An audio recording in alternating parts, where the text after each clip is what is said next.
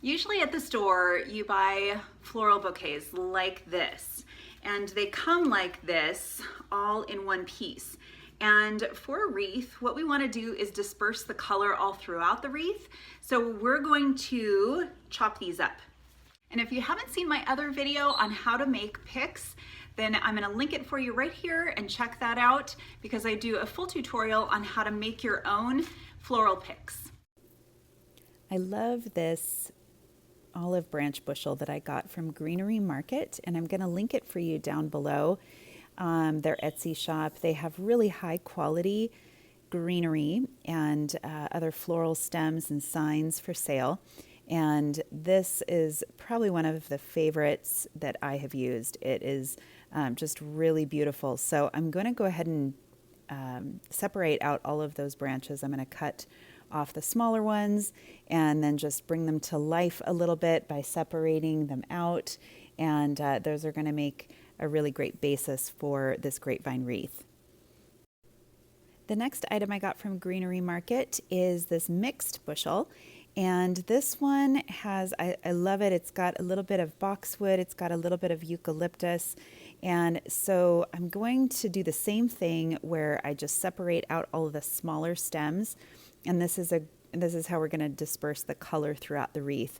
So this one came, and it's just wrapped with some paper on the end of it. So it's really easy to separate it out. In fact, all I had to do was just start tearing it from the main stem, and ended up not even really needing my wire cutters. But I'm just going to take all of the smaller stems off, and again, this is how we're going to disperse the color in the wreath.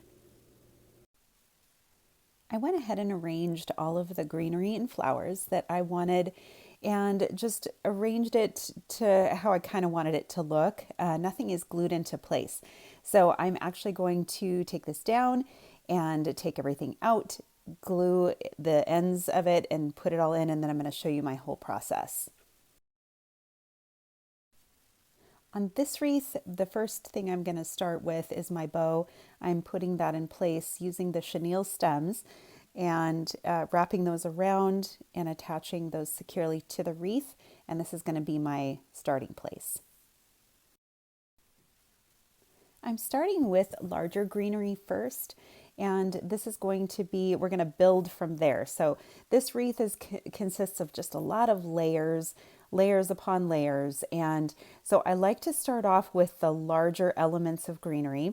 And I chose this stem because it has larger green leaves. And I just go ahead and put hot glue on all sides of that stem, and then I stick it right into the grapevine wreath. And using the bow, everything is kind of coming out from the bow. That's how we are constructing this wreath.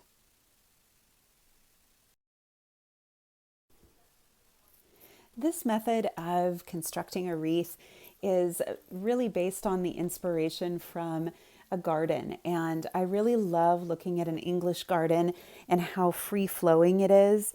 And it's kind of wild and untamed and not really very formal looking. So I have the bow as my sort of centerpiece, and then everything else is just kind of coming out from the sides and behind the bow.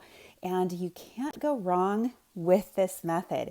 It's very forgiving. So when you go to the craft store and you're looking at all the rows of greenery and flowers, just pick what you like.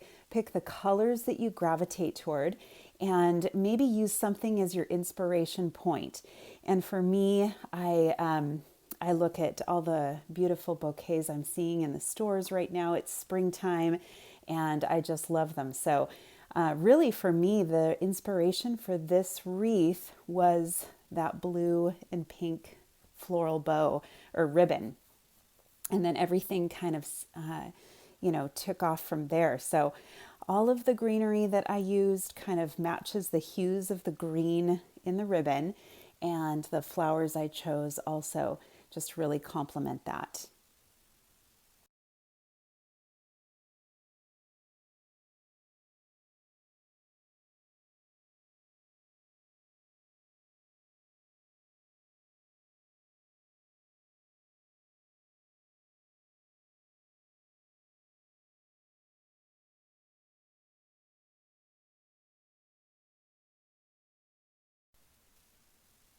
As you can see, I'm just following the curve of the wreath form, and then letting it kind of stick out too, which I think I really like. It adds just that element of kind of wild and untamed, like I mentioned.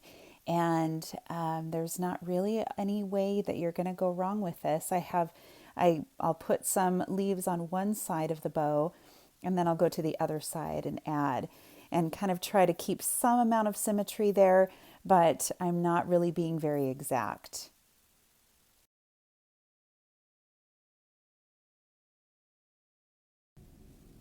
The next thing I'm adding are these really pretty olive branch that I showed you earlier, and I really love how these look. I like just how they fall, and the fact that the leaves on them are a lot smaller. So I've got the elements of the larger leaves. These have a bit smaller leaf, and I ended up using quite a few of these in here just because I liked the look that they created with the wreath. So again, I'm going in behind the bow and on all the sides of the bow, and then I'm going to end up going down the sides of the wreath with those as well.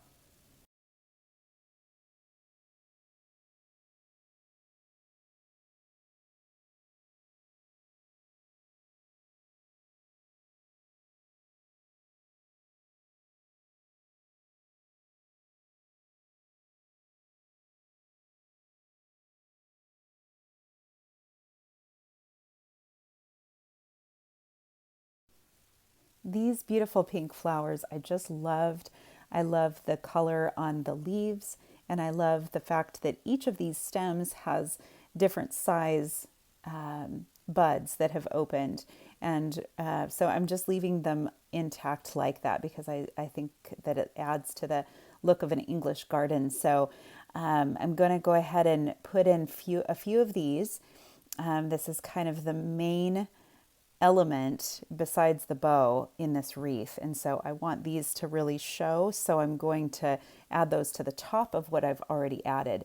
And again, I'm just following the curve of the wreath down on both sides.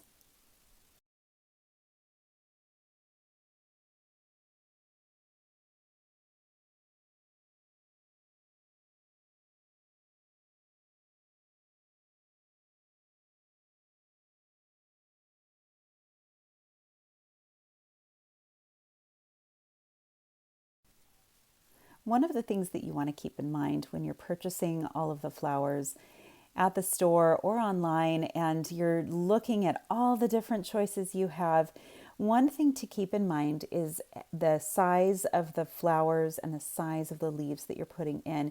You want not different colors, although you could do that, but I'm wanting to keep kind of the same color theme going, but what I really love is the different sizes. And so all of the greenery that you see has different size leaves. And this that I'm putting in right here is a bit of a filler. I believe it's a baby's breath, and it's pink, like the same pink on the flowers.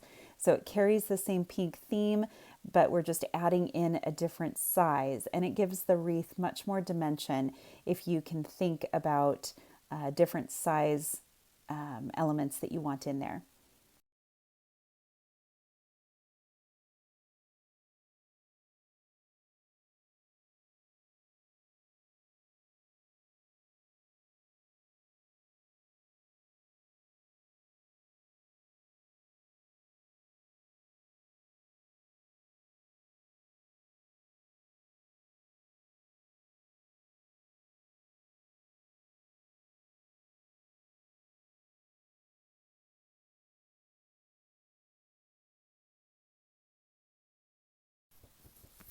The next element I'm adding in are these eucalyptus leaves.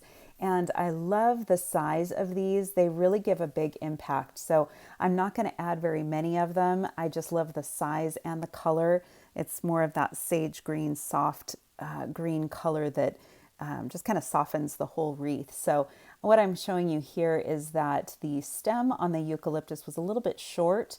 So I just used a wooden pick with a wire already attached to it. Go ahead and wrap that around, and that elongates my stem so that I can put the hot glue right onto there and stick it into the wreath, and it'll stick out just about as much as I want it to.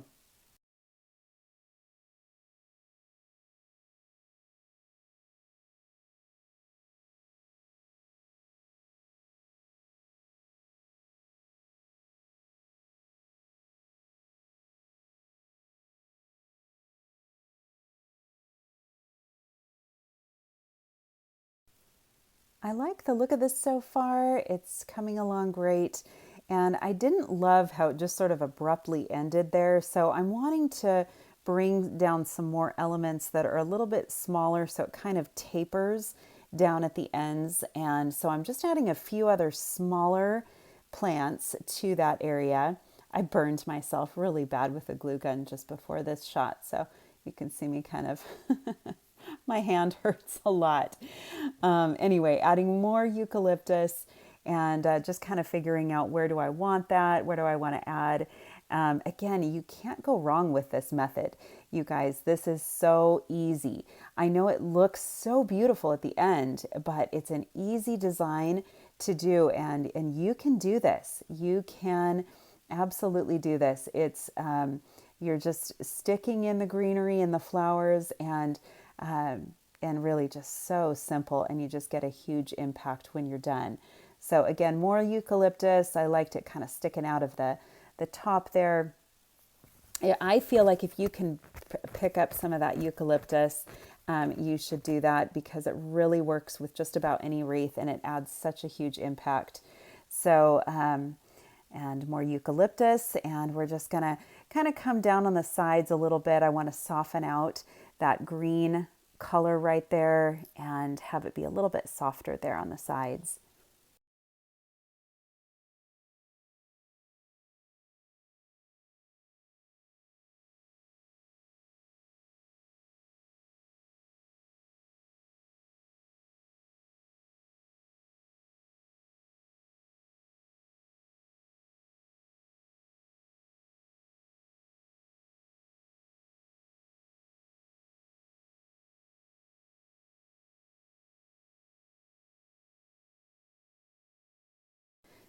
So at this point, just take a minute, take a step back, see how the wreath looks. What would you do different?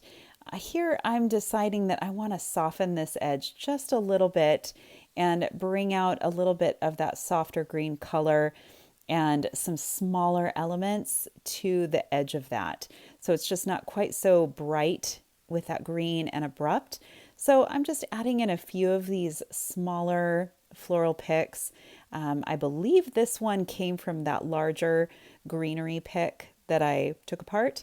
And so I'm just gonna, before I glue it, I just want to see how I like that and just play around with it and move stuff around before you actually glue it into place, because then it's really hard to, hard to remove them once they're in place.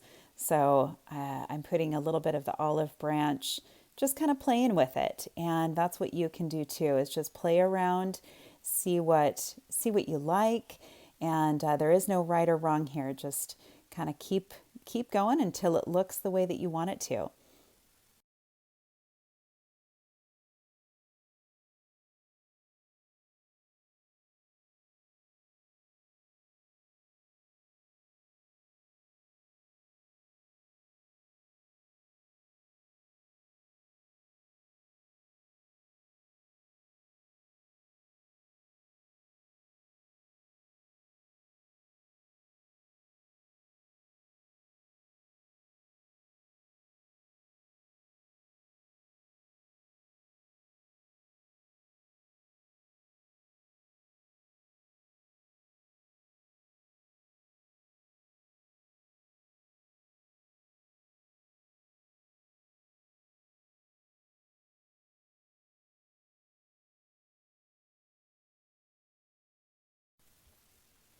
I think I'm going to stop here. I really like how this turned out, and you guys can do this. Please comment below if you have questions for me. I'm happy to answer them, and I'm going to link for you down below some resources for where I purchased these items. And just take a minute and fluff out your bow there And again, you can't go wrong with this method. Just buy the greenery that you really love, the flowers that you really love, and think about a bouquet as you're putting this together and the elements of a bouquet that make it beautiful. You guys, thanks so much for tuning in. Have a great day.